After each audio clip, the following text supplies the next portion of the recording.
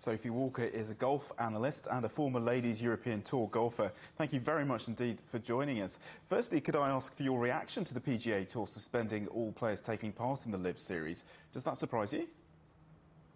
No, it doesn't. That's what the golf world thought would happen as soon as the tee shot was hit today in London, that we was going to hear from the PGA Tour. And they have very much said that if you play in these live events then you are suspended from the PGA Tour. They thanked their members that have stuck with them. Remember, this is a members association, and they're saying if you go and play on another tour, you will jeopardise this PGA Tour and you will be suspended. I think many of the players thought this would come. You have seen the likes of Dustin Johnson resign from the PGA Tour already, probably because he didn't want to. Well, the fine, probably not a big issue for Dustin Johnson, he's just been paid $100 million, but he didn't want to be banned for the majors, and so he's already said, that's okay, I'm no longer a member of the PGA Tour.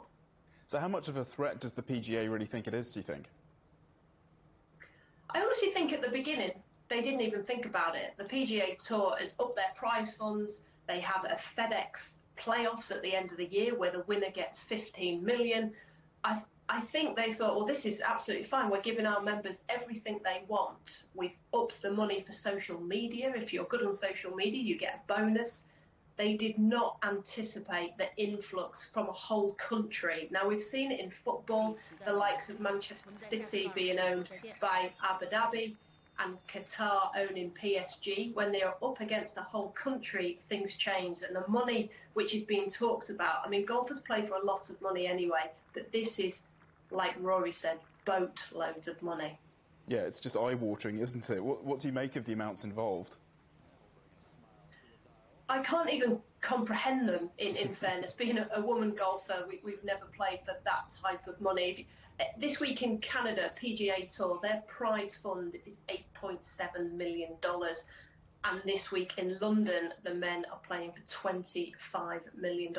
It becomes just incredible. But what I'm thinking of is normally at golf, everyone starts on zero and you have an opportunity to win money. A lot of these guys are getting paid just to tee it up, which is then leading some of the golf world to say, is this like an exhibition? What's the importance of this? Nobody spoke about winning a trophy, that everyone's just been speaking about the money. So what I want to know as a golf fan is what the product's going to be like. Yeah, and let's talk a little bit more about the sort of practicalities of it. How does this tournament work? How different is the format from, say, a normal golf tournament? Well, a normal golf tournament is 72 holes stroke play, which is normally 4 days of work for the men or the women. This is 54 holes, so 1 day less work. There's no cut, so everyone will play from start to finish. It's a shotgun start at 2:15 in the afternoon, which means all the players are on the golf course at the same time, but they don't start on the first hole and finish on the 18th. We could see a winner on Saturday on the 6th green, which is quite a weird thing. Also, there is a team element as well. 4 of the guys, they were picked in a draft on Tuesday night. So there's 1 team captain and 3 picks. They form a team. One of them's called the Maverick, another one's called the 4 Aces, and they come together. Most of the money goes towards the individual, which is 20 million, but 5 million goes to the team event also. So 1 day, less work, more money. You can see why players might be interested. Can you talk us through the lineup of some of the names playing and maybe some of those conspicuous by their absence? Well, the big name was Dustin Johnson. When he signed, everybody started looking. And now we've seen the likes of Bryson DeChambeau saying, I'll play in the next one. What makes this significant is they are very current players, top 20 players in the world, recent major winners.